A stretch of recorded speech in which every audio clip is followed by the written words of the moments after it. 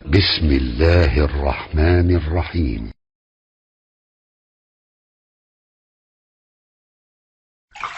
Adakah kesamaan antara Indonesia dan Libya tentang syariat? Masya Allah, ta'addud zaujat. Apa yang teman-teman bisa tanyakan seperti ini? Sebagian besar muslimahnya menolak, tidak suka para suami itu untuk berpoligami, tahu zaujat ya? Baik, untuk berpoligami berbagai alasan-alasan, padahal para suami cukup mampu dengan mengikuti syariat-syariatnya. Al hunaka tasawi baina ma kana hunak fi Libya, hal fi Libya wa fi Indonesia, wa khasatan fi qadhiyah ta'addud zaujat. هل مسموح هناك في ليبيا تعدد الزوجات كما كان هنا في إندونيسيا أحيانا هناك يعني الترددات من بين النساء بحيث إنهن لا يرضين بأن تكون يعني زوجها أو زوجهن يتعدد في الزوجات وكيف رأيكم في هذه القضية؟ Ini agak unik malam ini pertanyaannya ya, Masya Allah. Bagaimana keadaan di Libya dengan di Indonesia? Apakah dibenarkan poligami di sana dengan di sini? Ya, Fadal. Sayyidi.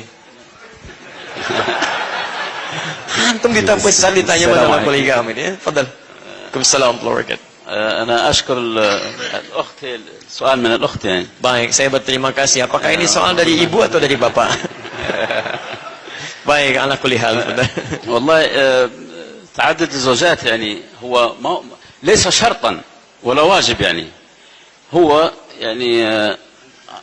يعني أعطي كرخصة لبعض الظروف الخاصة، فإن لم تستطيع فبواحدة يعني. والشروط معروفة يعني. إذا كانت مثلا المرأة مريضة مرضا شديدا لا تستطيع معه القيام بواجبها تجاه زوجها، أو إن كان يعني الشرط الثاني إن كانت لا تنجب أطفال واتفق الزوجان على أن يتزوج الرجل زوجة ثانية لينجب منها طفل إن شاء الله. ولكن هو ليس شرط، ليس لمجرد الشهوة أو لمجرد المتعة أنك أنت تتزوج واحدة وثانية وثالثة ورابعة. هذا ليس في الدين يعني. الزواج له شروط خاصة. Jadi saya ingin tegaskan kepada Anda semuanya ya, jangan dulu ketika melihat sesuatu langsung terbayang dengan sesuatu pandangan-pandangan yang berbeda. Jadi ketika Anda berpikir tentang poligami, jangan dilihat poligaminya saja, tapi kapan itu dibenarkan, kapan itu diberlakukan. Tentunya ada syarat-syarat juga yang harus dipahami, syarat-syarat yang harus diketahui, yang telah kita pahami bersama. Jadi kalau memang Anda tidak mampu melakukannya, maka satu itu lebih baik ya, fa'ilam tastati fa'wi wahidah. Tapi kalau memang syarat-syarat terpenuhi pada diri Anda, maka silakan, terbuka peluangnya. Jadi tidak hanya berlaku di Libya, tidak hanya berlaku di Indonesia, itu hukum Allah yang berlaku umum sesuai dengan syarat-syarat yang telah ditentukan. Sebagai contoh, tadi beliau sampaikan, jika ada misalnya dalam kondisi tertentu seperti sakit ya, ada sakit yang luar biasa, barangkali diantara contohnya tidak bisa menghadirkan misal keturunan yang sangat didamba-dambakan, kemudian dalam kondisi itu keduanya bersepakat. Di poin penting ini sangat indah sekali. Keduanya berdiskusi, bersepakat sampai dari pihak istri kemudian memberikan kemudian saran-sarannya dan suami menerima itu sehingga terjadilah itu. Itu menurut saya kalimat yang paling indah. Jadi jangan sampai kemudian ada orang-orang juga berpoligami tapi menghadirkan ketidaktenangan dalam rumah tangganya. Karena di antara syarat rumah tangga yang baik itu menghadirkan sakinah, ketenangan. Jadi jangan sampai Anda menikah tapi rumus rumah tangga atau faidah berumah tangga untuk mendapatkan sakinah, ketenangan itu tidak ada. Maka apa faidahnya di situ? Jadi beliau dalam arti ini tidak dalam keadaan mendukung, tidak juga dalam keadaan menolak, tapi menyampaikan hukum-hukum yang terkait di dalamnya. Jika Anda termasuk di dalamnya silakan, mathna wa thulatha wa ruba'. Tapi jika tidak termasuk di dalam hukumnya, maka satu itu akan lebih baik. حقيقة يعني ذكر حتى في القرآن الكريم أن يعني رخصة للرجل أن يتزوج بأربعة، ولكن قال سبحانه وتعالى الزواج بأربعة على أن تعدلوا، وإن لم على أن تعدلوا ولن تعدلوا، فختمها بكلمة ولن تعدلوا. ما معنى ذلك؟ معنى ذلك أنه حددها بشرط قاسي جدا وهو العدالة، يعني والله أعلم تشبه المنع يعني. Baik, jadi teman-teman sekalian, Jadi terkait dengan masalah ini, masalah yang sangat penting ini, yang Anda tanyakan tadi, yang paling penting adalah, ini memang ada syariatnya dalam Al-Quran. Tapi itu pun diikat dengan syarat-syarat. Dan syarat-syaratnya sangat ketat. Jika Anda memenuhi itu, silakan. Tapi ingat juga pesan Al-Quran, bahwa keadilan itu juga penting dalam mempraktekkan sifat poligami itu. Ya? Dan keadilan ini tidak mudah untuk dilakukan. Walan tastati'u an ta'dilu bainan nisa walau harastum. Dan kadang-kadang sulit bagi kita untuk bisa berlaku adil, walaupun kita untuk berbuat yang semampu kita maksimalkan. Jadi kalau kita bisa mampu untuk melakukannya, pelan-pelan mencoba, dan itu dibenarkan, ada kesepakatan, silakan. Tapi sekali lagi, kalau tidak kita memenuhi syarat-syaratnya, maka jangan memaksakan dengan alasan ini sunnah dari Nabi SAW. Paham sampai sini? Baik, Ustaz Nababan, berapa istri?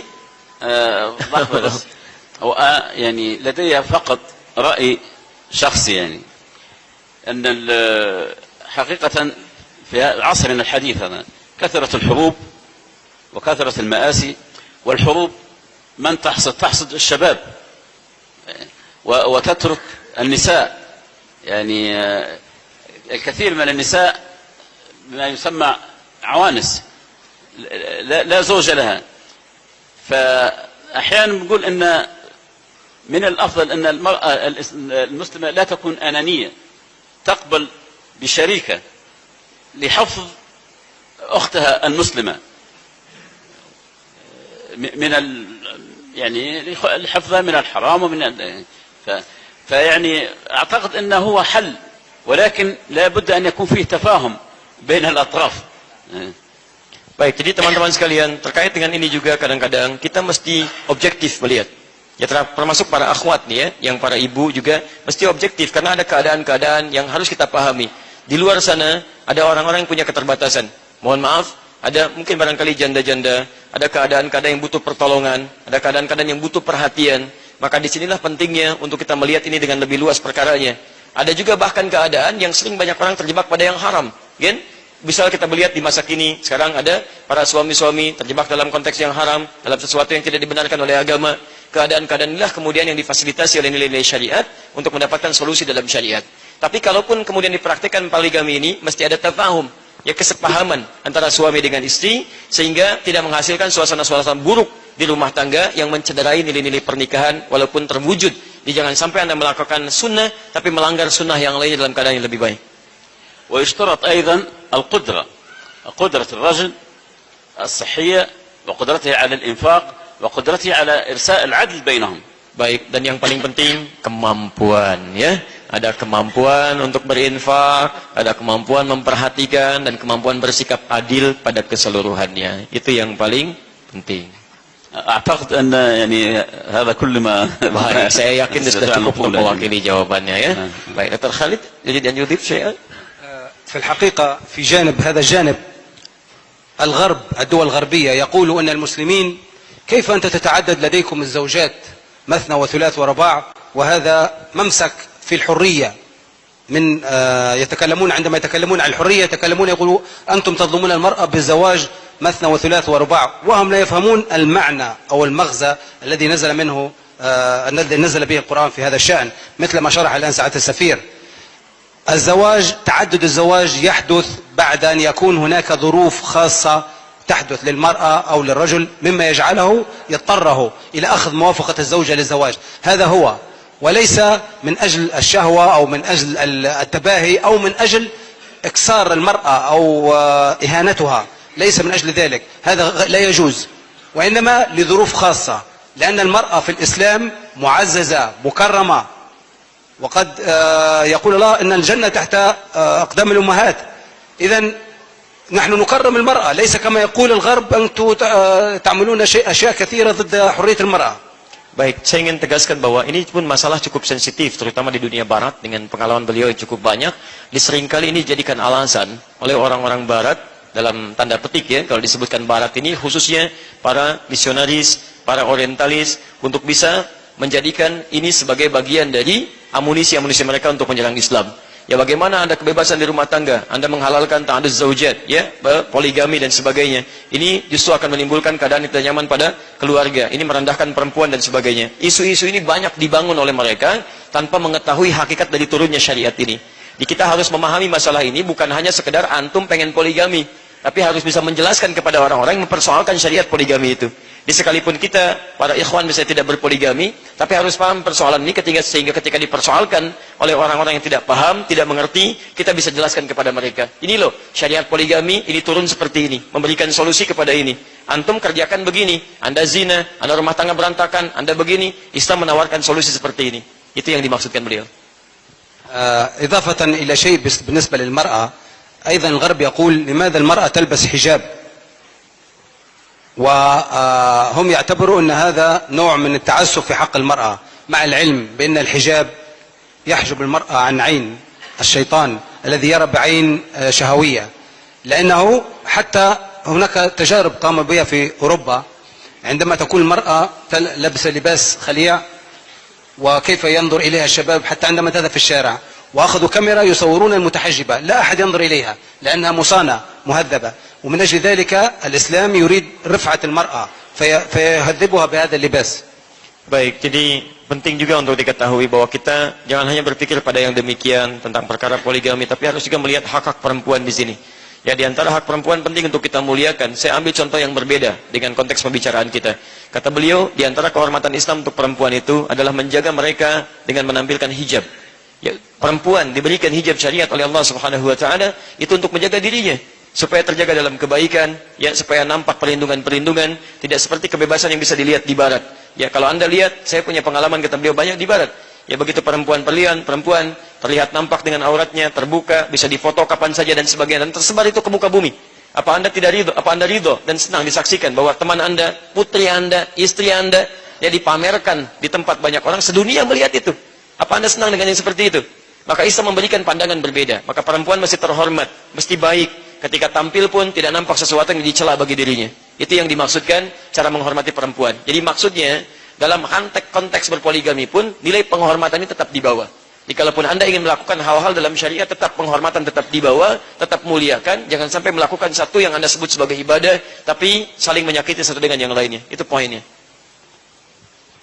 أخيرا المرأة التي يتكلم عليها الغرب نجدها في لوحات الإعلانات عارية، هل هذه هي المرأة تكريمها بهذا الشكل تباع مثل البضاعة، أم المرأة الشريفة المهانة التي تلبس الحجاب وقوية وعلى هذه ثقة بالنفس من الله؟ من الأفضل؟ نسأل أنفسنا، هل هذه المرأة التجارية هي أفضل أم التي تعز نفسها وتصون نفسها؟ هذا شيء بالعقل. أي رجل في العالم، أي رجل حتى غير مسلم لا يقبل أن تكون المرأة بهذا الشكل التي تخصه. إذن كيف أنت ترضاها وتقوم بأعمال أخرى في بيع نفسها؟ Baik, dan untuk catatan bagi kita, dan berbahagialah kita sebagai muslim, perempuan-perempuan muslimah dimanapun Anda berada, dan pemirsa Akhir TV, bahwa syariat Islam menjadikan hijab dan jilbab sebagai pelindung bagi perempuan. Dengan itu segala kehormatannya terjaga. Dan apakah Anda ridho? Anda senang seperti yang tadi saya sampaikan? Anda mau memilih yang mana?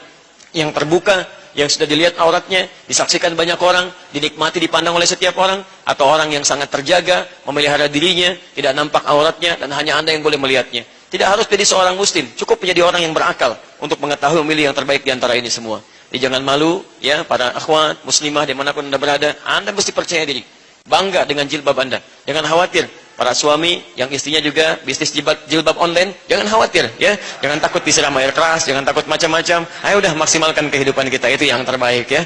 Nah, ini contoh, ya, contoh. أنا تكلمت عن المرأة طويلا، لماذا؟ لأننا نحن المسلمون نحترم المرأة كثيرا ونعتز بها، ومن أجل ذلك أخذت وقت طويل وبين النقاط في اختصار. شكرا وبارك الله فيك. Allah ibarik fikum. Alhamdulillah. Jadi mohon maaf kalau saya tadi terlalu panjang bercerita tentang perempuan, karena memang ini hal yang harus ditekankan pada konteks-konteks kekinian, karena banyak sekali terjadi hal yang tidak inginkan sikap terhadap perempuan. Semoga kita bisa mengamalkan nilai-nilai itu. Terima kasih untuk semuanya.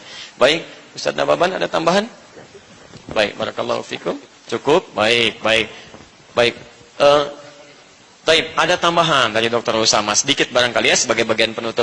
Afwan, istri berapa? Dr. Usama, istri berapa? Kam indakum istri? La, istri salasa, 3. Wahid iswan. Then istu. 3 istri. Ya, indana istri yani zawja. Lakin istri yani bilugha Indonesia, istri. Wa ahyana nahnu indana mazah. Kam indaka zawja? Berapa istri? Pak Nujib, wahid, 1. La, istri 3. Salasa yani 3 min lugha Indonesia. Baik, jadi wahid iswan, one iswan. Then is 2 yani, 3 istri. Baik, ya. Baru nyambung kita ya. Baik, demikianlah teman-teman sekalian ya, untuk malam ini banyak pelajaran besar bagi kita. Minimal antum tiap pekan itu belajar bahasa Arab. Coba berapa banyak kosakata tadi yang antum sudah dapatkan? Saking banyaknya, antum nggak hafal tuh.